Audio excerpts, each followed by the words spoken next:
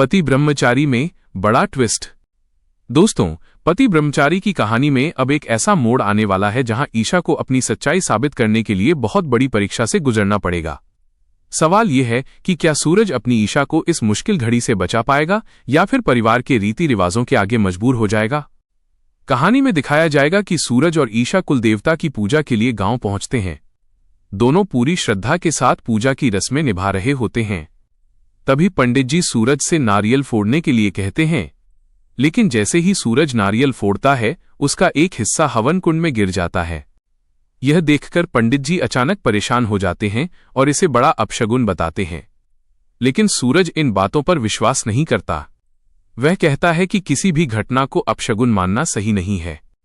इसके बाद पंडित जी ईशा को बताते हैं कि आने वाले समय में सूरज की जिंदगी में बड़ा तूफान आ सकता है। सूरज के गुस्से और उसकी कुंडली में मौजूद दोष की वजह से परेशानियां बढ़ सकती हैं। ईशा को अपने पति के गुस्से को संभालना होगा और हर मुश्किल समय में उसका साथ देना होगा। लेकिन कहानी में असली ड्रामा तब शुरू होता है जब गांव में मौजूद सूरज के रिश्तेदार ईशा पर आरोप लगाते हैं।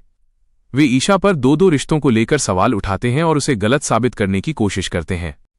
गांव के रीति रिवाजों से अनजान ईशा से एक छोटी सी गलती हो जाती है। इसी गलती को बड़ा मुद्दा बनाकर पंचायत उसके लिए एक कठोर सजा का फैसला सुनाती है। ईशा को अपनी बेगुनाही साबित करने के लिए अंगारों पर चलने की अग्नि परीक्षा देने को कहा जाता है। जब ईशा को बेहोशी की हालत में जलते हुए अंगारों के पास लाया जाता है तब सूरज की नजर उस पर पड़ती है। अपनी पत्नी की हालत देखकर सूरज का गुस्सा 7वें आसमान पर पहुंच जाता है।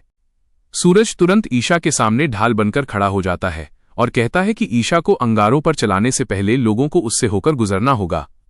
वो साफ कर देता है कि अपनी पत्नी पर कोई अत्याचार वो बर्दाश्त नहीं करेगा। अब देखने वाली बात यह होगी कि क्या सूरज ईशा को इस अग्नि परीक्षा से बचा पाएगा। क्या गांव वाले अपनी जिद छोड़ेंगे और क्या ईशा के खिलाफ रची गई साजिश का सच सबके सामने आएगा। आने वाले एपिसोड में सूरज और ईशा के प्यार, विश्वास और संघर्ष की सबसे बड़ी परीक्षा देखने को मिलेगी।